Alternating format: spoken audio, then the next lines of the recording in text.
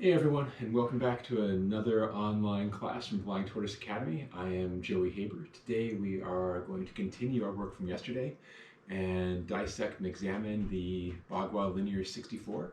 Yesterday we did line 1, and today we're going to focus on line 2. As always, Andy Weir's The Martian is playing in the background. Please be sure to like, subscribe, and leave comments and all that good stuff. And if you have requests, I'll try to accommodate. Stay safe, everyone. That leaves us with just 48 days to make this probe. Sounds of whispered exasperation filled the room. Jesus. All right, ShuiJiao hip opening. It's a whole new ballgame, Bruce continued. Our focus is food. Anything else is a luxury. We don't have time to make a powered descent lander. It'll have to be a tumbler, so we can't put anything delicate inside. Say goodbye to all the other crap we planned to send. Where's the booster coming from? Asked Norm Toshi, who was in charge of the re-entry process. The Eagle Eye 3 Saturn probe. Change directions. It was scheduled to launch next month. NASA put it on hold so we can have the booster. I bet the Eagle Eye team was pissed about that, Norm said. I'm sure they were, Bruce said. But it's the only booster we have that's big enough. Which brings me to my next point. We only get one shot at this. If we fail, Mach dies. He looked around the room and let that sink in. All right, switch. We do have some things going for us, he finally said. We have some of the parts built for the Ares 4 pre-supply missions. We can steal from them, and that'll save us some time. Also, we're sending food, which is pretty robust. Even if there's a re-entry problem and the probe impacts at high velocity, food is still food. And we don't need a precision landing. Watney can travel hundreds of kilometers if necessary. We just need to land close enough for him to reach it. This ends up being a standard tumble land pre-supply. All we have to do is make it quickly. So let's get to it. Switch. 0800 hours, 2 minutes. JPL. We've spun up a project to get you food. It's been in progress for a week or so. We can get it to you before you starve, but it'll be tight. It'll just be food and a radio. We can't send an oxygenator, water reclaimer, or any of that other stuff without powered descent. 0800 hours, 16 minutes. Watney. No complaints here. You get me the food, I'll be a happy camper. I've got all HAB systems up and running again. The water reclaimer is working fine now that I replaced the burst hoses. As for water supply, I have 620 liters remaining. I started with 900 liters, 300 to start with, 600 more from reducing hydrazine. So I lost almost 300 liters to sublimation. Still, with the water reclaimer operational again, it's plenty. 0800 hours, Switch. 31 minutes. JPL. Good. Keep us posted on any mechanical or electronic problems. By the way, the name of the probe we're sending is Iris, named after the Greek goddess who traveled the heavens with the speed of wind. She's also the goddess of rainbows. 0800 hours, 47 minutes. Watney. Gate probe coming to save me. Got it. Rich Purnell sipped coffee in the silent building. He ran a final test on the software he'd written. It passed. With a relieved sigh, he sank back in his chair. Checking the clock on his computer, he shook his head. Switch. 3:42 a.m. As an astrodynamicist, Rich rarely had to work late. His job was to find the exact orbits and course corrections needed for any given mission. Usually it was one of the first parts of a project, all the other steps being based on the orbit. But this time things were reversed. Iris needed an orbital path, and nobody knew when it would launch. Planets move as time goes by. A course calculated for a specific launch date will work only for that date. Even a single day's difference would result in missing Mars entirely. So Rich had to calculate many courses. He had a range of 25 days during which Iris might launch. He calculated one course for each. He began an email. Change direction. Mike, he typed. Attached are the courses for Iris in one-day increments. We should start peer review and vetting so they can be officially accepted. And you were right. I was here almost all night. It wasn't that bad. Nowhere near the pain of calculating orbits for Hermes. I know you get bored when I go into the math, so I'll summarize. The The small, constant thrust of Hermes' ion drives is much harder to deal with than the large point thrusts of pre-supply probes. All 25 of the courses take 414 days and vary only slightly in thrust duration and angle. The fuel requirement is nearly identical for the orbits and is well within the capacity of the shake it out. booster. External hip rotation, Earth right and here. Mars are really badly positioned. Heck, it's almost easier to... He stopped typing. Furrowing his brow, he stared into the distance. He said. He grabbed his coffee cup and went to the break room for a refill. Teddy scanned the crowded conference room. It was rare to see such an assembly of NASA's most important people all in one place. He squared a small stack of notes he'd prepared and placed them neatly in front of him. I know you're all busy, Teddy said. Thank you for making time for this meeting. I need status on Project Iris from all departments. Venkat, let's start with you. The mission team's ready, Venkat said, looking at spreadsheets on his laptop. There is a minor turf war between the Ares 3 and Ares 4 pre-supply control teams. The Ares 3 guys said they should run it, because while Watney's on Mars, Ares 3 is still in progress. The Ares 4 team points out it's their co-opted probe in the first place. I ended up Left going hip. with Ares 3. Did that upset Ares 4? Teddy asked. Yes, but they'll get over it. They have 13 other pre-supply missions coming up. They won't have time to be pissy. Mitch, Teddy said to the flight controller. What about the launch? Mitch pulled the earpiece from his ear. We've got a control room ready, he said. I'll oversee the launch, then hand crews and landing over to Venkat's guys. Media? Teddy said, turning to Annie. I'm giving daily updates to the press, she said, leaning back in her chair. Everyone knows Watney's fucked if this doesn't work. The public hasn't been this engaged in ship construction since Apollo 11. CNN's The Watney Report has been the #1 show in its time slot for the past 2 weeks. The attention is good, Teddy said. It'll help get us emergency funding from Congress. He looked up to a man standing near the entrance. Maurice, thanks for flying out on short notice. Maurice nodded. Teddy gestured to him and addressed the room. Figure For eights. those who don't know him, this is Maurice Stein from Cape Canaveral. He was the scheduled pad leader for Eagle Eye 3, so he inherited the role for Iris. Sorry for the bait and switch, Maurice. No problem, said Maurice. Glad I can help out.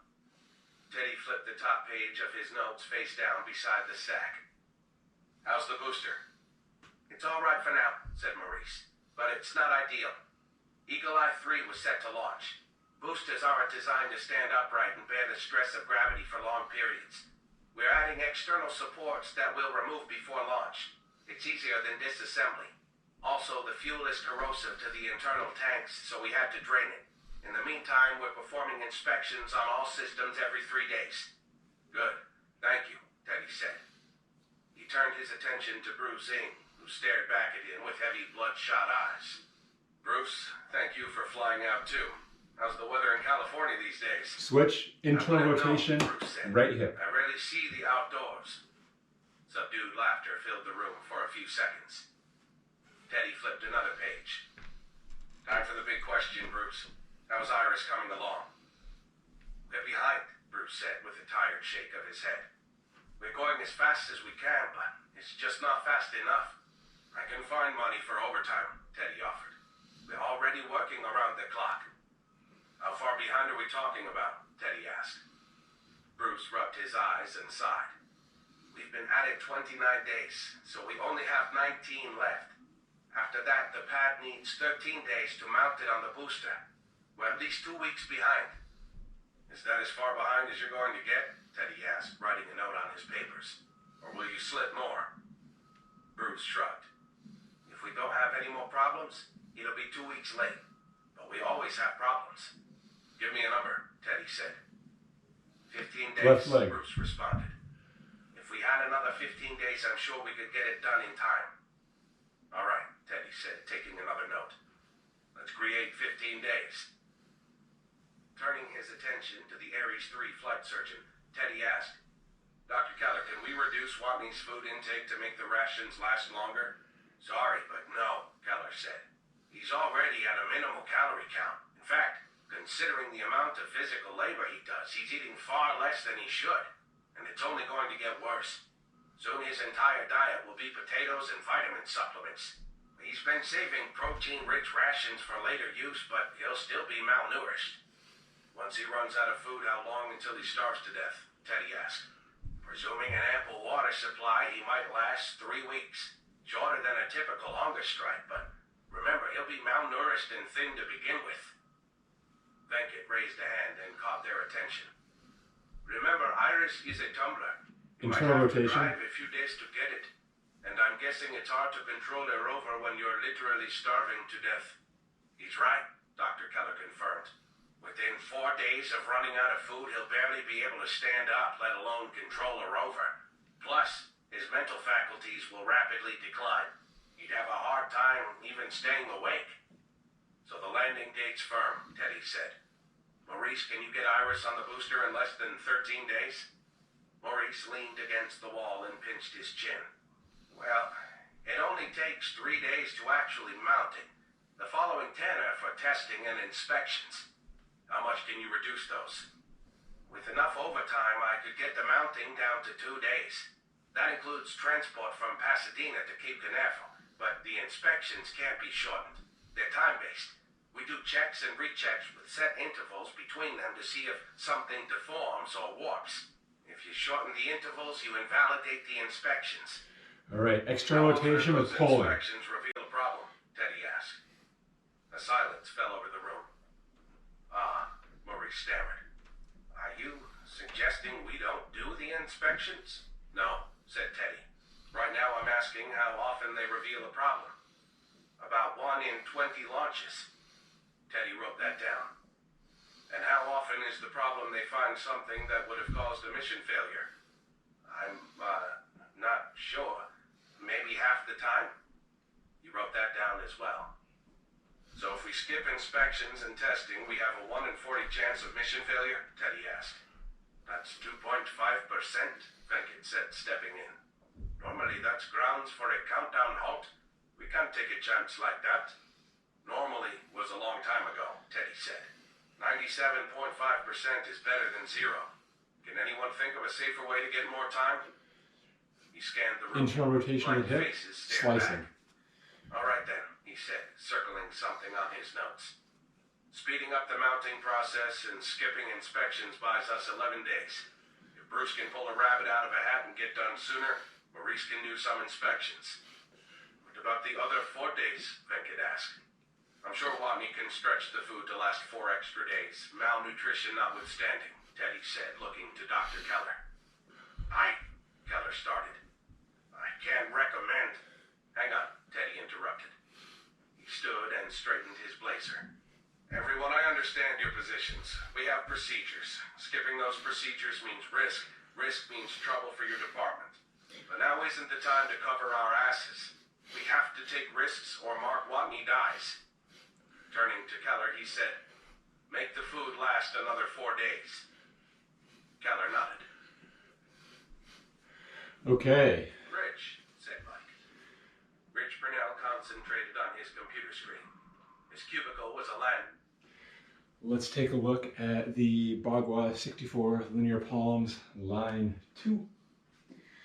From the set, stepping back, up and over, strike, roll punch stomach, roll poke eyes, Toshin, stepping around and through, dropping elbow, kobu, ding elbow, punch, good, splitting the clavicles or headbutt, drawing back around and up. So once again,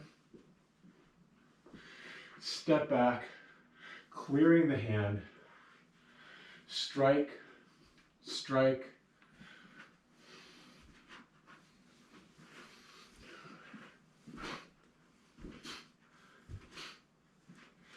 all right, we're gonna break this down 1 move at a time. We're gonna do 2 minutes per move and see how this goes. And fill with printouts, charts, and First move, empty drawing coffee back, cups step rested back, on every surface. clear, Takeout packaging littered the ground. clear, Rich, Mike clear. said, more forcefully. Rich looked up. They're grabbing your arm, Yeah? free your arm. What the hell are you doing? Just a little side project, Something I wanted to check up on. Well, that's fine, I guess, Mike said. But you need to do your assigned work first. I asked for those satellite adjustments 2 weeks ago and you still haven't done them. I need some supercomputer time, Rich said. You need supercomputer time to calculate routine satellite adjustments? No, it's for this other thing I'm working on, Rich said. Rich, seriously, you have to do your job. Rich thought for a moment. Would now be a good time for a vacation? He asked. Mike sighed. You know what, Rich? I think now would be an ideal time for you to take a vacation.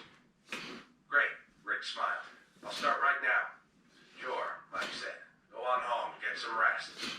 Oh, I'm not going home, said Rich, returning to his calculations. Mike rubbed his eyes.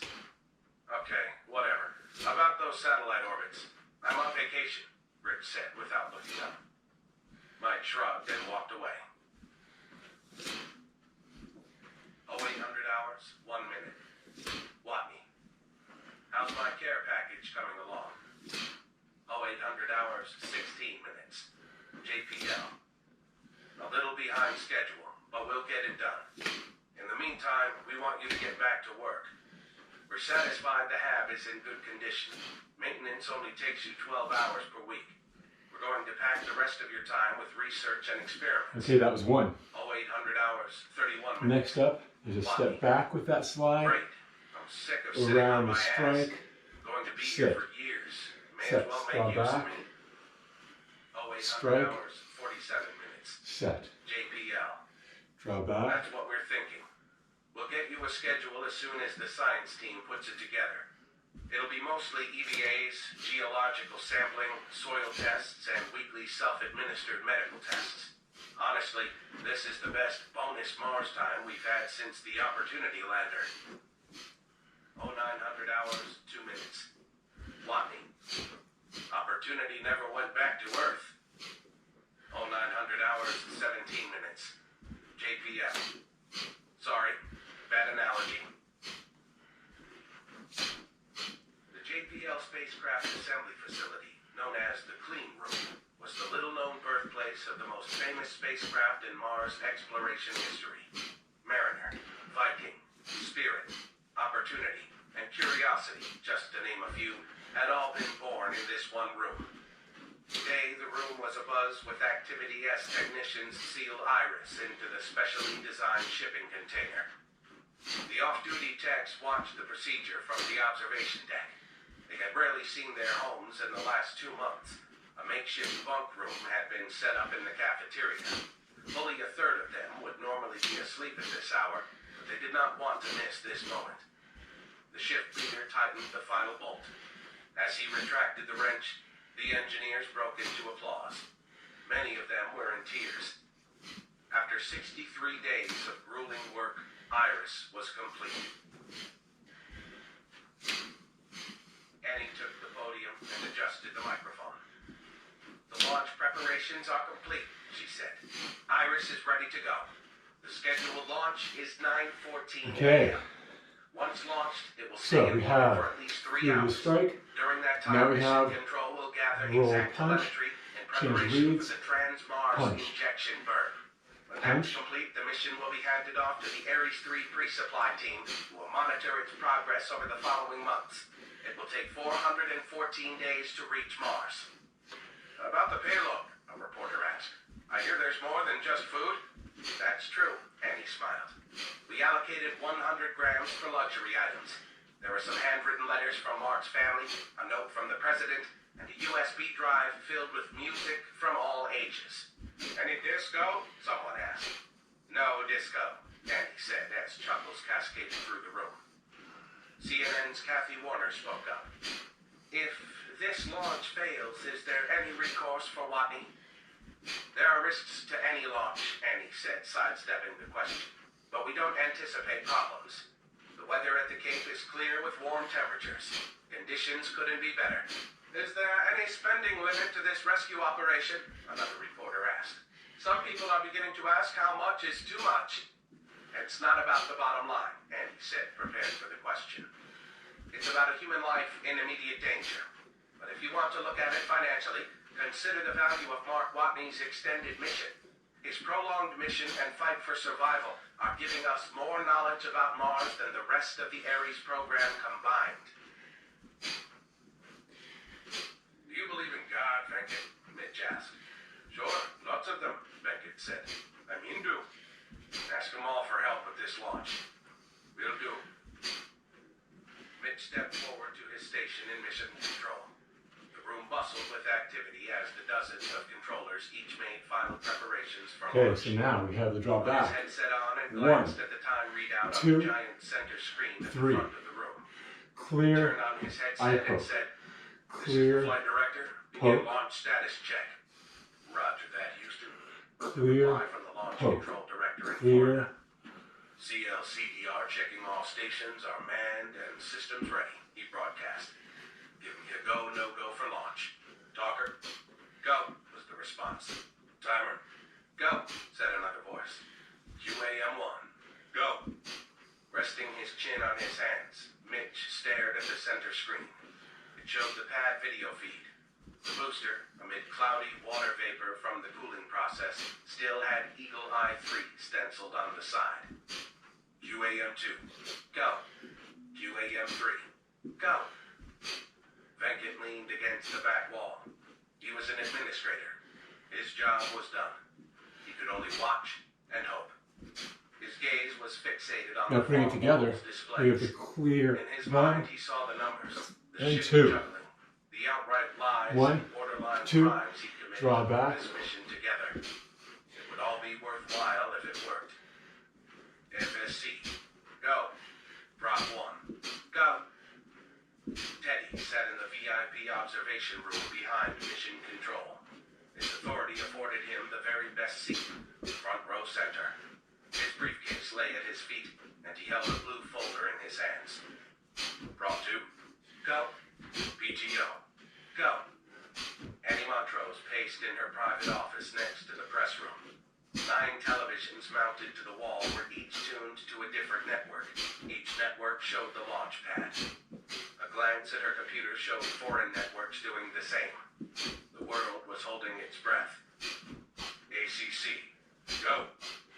All right, so now, Go. 1, 2, 3, 4, roll to hit. Given everything they had to Iris. They watched the live feed on a projection screen. Some fidgeted, unable to find comfortable positions. Others held hands. It was 6:13 a.m. in Pasadena, yet every single employee was present. AFLC, go. Roll the belly. Go. Millions of kilometers away, the crew of Hermes listened as they crowded around Johansson's station. The 2-minute transmission time didn't matter. They had no way to help. There was no need to interact. Johansson stared intently at her screen, although it displayed only the audio signal strength. Beck wrung his hands. Vogel stood motionless, his eyes fixed on the floor. Martinez prayed silently at first, then saw no reason to hide it. Commander Lewis stood apart, her arms folded across her chest. PTC, go. Launch Vehicle Director, go. Houston, this is launch control. We are go for launch. Roger, Mitch said, checking the countdown. This is flight. We are go for launch on schedule. Roger that, Houston, launch control said. Launch on schedule. Once the clock reached minus 0 hours, 0 minutes, 15 seconds, the television networks got what they were waiting for. The timer controller began the verbal countdown. 15, she said. 14. 13, 12, 11. Thousands had gathered at Cape Canaveral, the largest crowd ever to watch an unmanned launch. They listened to the timer controller's voice as it echoed across the grandstands. 10, 9, 8, 7. Okay, so we have 1, 2, 3, 4, 5, and now a drop. Roll, drop, roll, drop. 6, 5, 4, ignition sequence start. 3, Roll the belly. 1, rose amid a plume of smoke and fire, slowly at first, Towards the side. then racing There's ever the roll. faster. The assembled crowd cheered it on its way. Step back, roll. And liftoff of the Iris supply probe, the timer controller said. What should we do? As the 1, booster soared, Mitch had 2, no time to watch the spectacle 1, on the main screen. 2. Trim, he called out. Trim's good flight, was the immediate response. Course, he asked. On course. Altitude 1,000 meters, someone said. We've reached safe abort, another person called out, indicating that the ship could crash harmlessly into the Atlantic Ocean if necessary. Altitude 1,500 meters. Pitch and roll maneuver commencing. Getting a little shimmy flight. Mitch looked over to the ascent flight director. Say again? The slide shimmy. Onboard guidance is handling it. Keep an eye on it, Mitch said. Altitude 2,500 meters. Pitch and roll complete. 22 seconds till staging. When designing Iris, JPL accounted for catastrophic landing failure.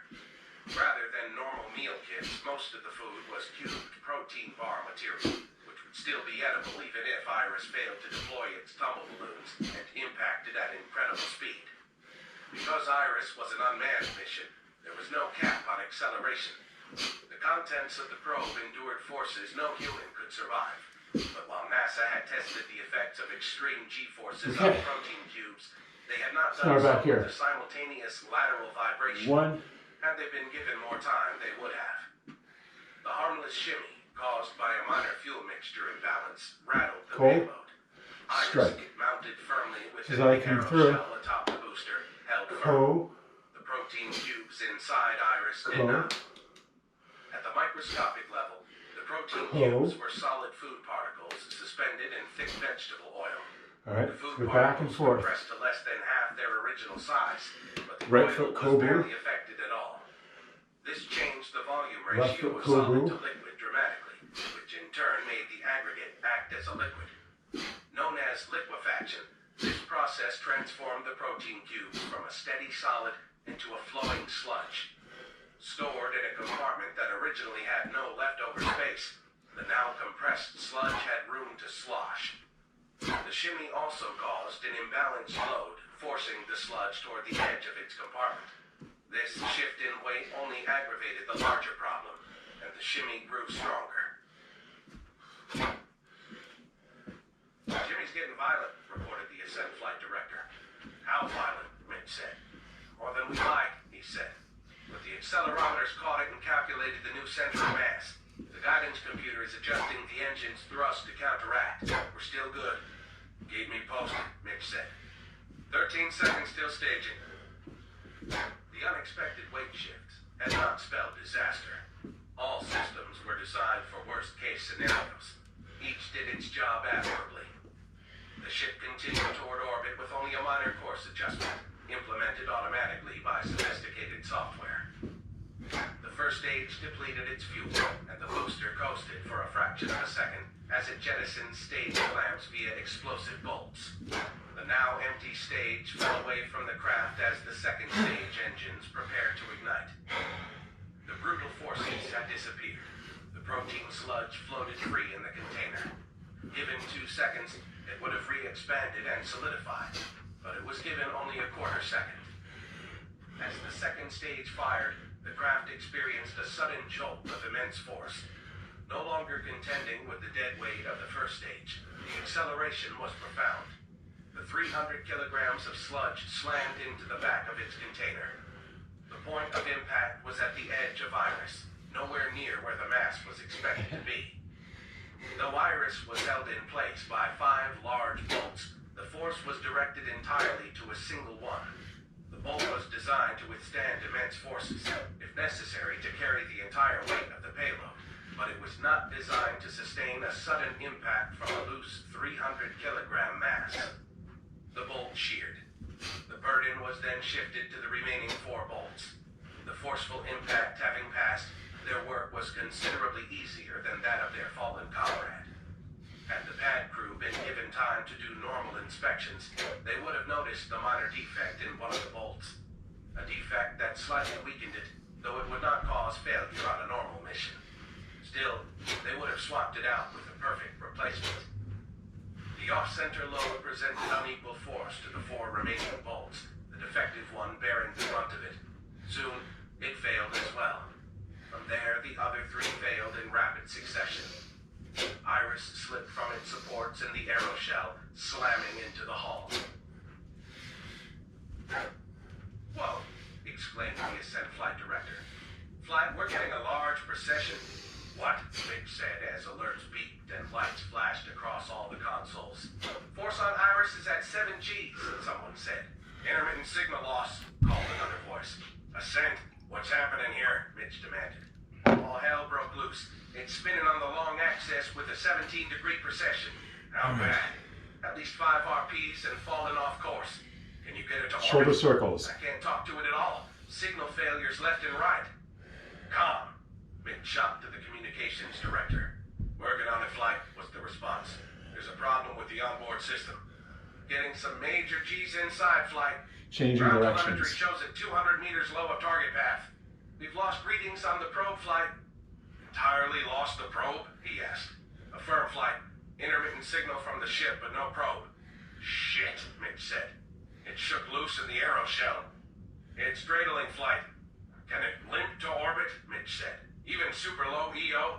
We might be able to. Loss of signal flight. LOS here too. Same here. Other than the alarms, the room fell silent. Wider skate, wider stance, external hip rotation. Reestablish? No luck, said Com.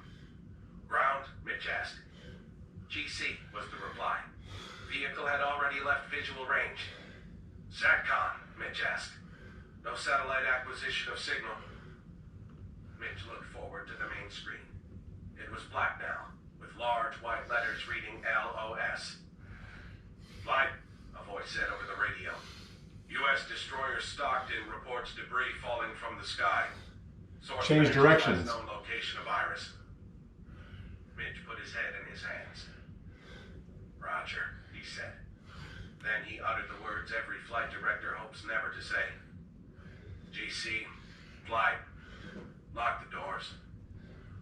It was the signal to start post-failure procedures. From the VIP observation room, Teddy watched the despondent mission control center. He took a deep breath, then let it out. He looked forlorn at the blue folder Baby that eagle. contained his cheerful speech, Roll. praising a perfect launch. Palms He down. placed it in his briefcase Palms and up. extracted the red folder with the other speech in it. Then he stared out his office windows to the space center beyond. The space center that housed mankind's most advanced knowledge of rocketry. It had still failed to execute today's launch. His mobile rang. His wife again. No doubt worried about him. He let it go to voicemail. He just couldn't face her, or anyone. The chime came from his computer. Glancing over, he saw an email from JPL. A relayed message from Pathfinder. 1600 hours, 3 minutes. Lock me. How'd the launch go? Chapter 16. Martinez. Dr. Shields says I need to write personal messages to each of the crew. She says it'll keep me tethered to humanity. I think it's bullshit, but hey, it's an order. With you, I can be blunt. If I die, I need you to check on my parents. They'll want to hear about our time on Mars firsthand. I'll need you to do that. It won't be easy talking to a couple about their dead son. It's a lot to ask, that's why I'm asking you. I tell you you're my best friend and stuff, but it would be lame. I'm not giving up, just planning for every outcome. That's what I do. Wu Ming, director of the China National Space Administration, examined the daunting pile of paperwork at his desk. In the old days, when China wanted to launch a rocket, they just launched it. Now they were compelled by international Now in a agreements circle. to warn other nations first. It was a requirement, Wu Ming noted to himself, that did not apply to the United States. To be fair, the Americans publicly announced their launch schedules well in advance, so it amounted to the same thing. He walked a fine line filling out the form, making the launch date and flight path clear, while doing everything possible to conceal state secrets. He snorted at the last requirement. Shen had no strategic or military value. It was an unmanned probe that would be in Earth orbit less than 2 days. After that, it would travel to a solar orbit between Mercury and Venus. It would be China's first heliology probe to orbit the Sun. Yet the State Council insisted all launches be shrouded in secrecy, even launches with nothing to hide. This way, other nations could not infer from lack of openness which launches contained classified payloads. A knock at the door interrupted. Change directions. Come, Guoming said, happy for the interruption. Good evening, sir, said Under-Director ShuiJiao. Tao, welcome back. Thank you, sir. It's good to be back in Beijing. How are things at Yuquan? Asked Guoming. Not too cold, I hope. I'll never understand why our launch complex is in the middle of the Gobi Desert. It was cold, yet manageable, ShuiJiao said. And how are launch preparations coming along? I am happy to report they are all on schedule. Excellent, Guoming smiled. ShuiJiao sat quietly, staring at his boss. Guoming looked expectantly back at him, but ShuiJiao neither stood to leave nor said anything further. Something else, Tao? Guoming asked. ShuiJiao said. Of course, you've heard about the Iris probe. Yes, I did. Okay, well said. Terrible situation. That poor man's going to starve. Possibly, ShuiJiao said. Possibly not. Guoming leaned back in his chair. What are you saying? It's the Taiyang Shen's booster, sir. Our engineers have run the numbers, and it has enough fuel for a Mars injection orbit. It could get there in 419 days. Are you kidding? Have you ever known me to kid, sir? Guoming stood and pinched his chin. Pacing, he said, We can really send the Taiyang Shen to Mars? No, sir, said ShuiJiao. It's far too heavy. The massive heat shielding makes it the heaviest unmanned probe we've ever built. That's why the booster had to be so powerful. But a lighter payload could be sent all the way to Mars. How much mass could we send? Guoming asked. 941 kilograms, sir. Guoming said. I bet NASA could work with that limitation. Why haven't they approached us? Because they don't know, ShuiJiao said. All our booster technology is classified information. The Ministry of State Security even spreads disinformation about our capabilities. This is for obvious reasons. So they don't know we can help them, Guoming said. If we decide not to help, no one will know we could have. Correct, sir. For the sake of argument, let's say we decided to help. What then? Time would be the enemy, sir, ShuiJiao answered.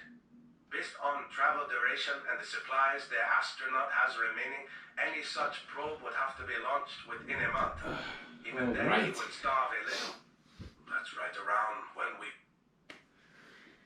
Okay, that's all the time we have for today. Again, thank you so much for watching. If you have any questions or comments, please be sure to leave them. Requests too. As always, like and subscribe, and I will do my damnedest to keep doing this. Stay safe, everyone.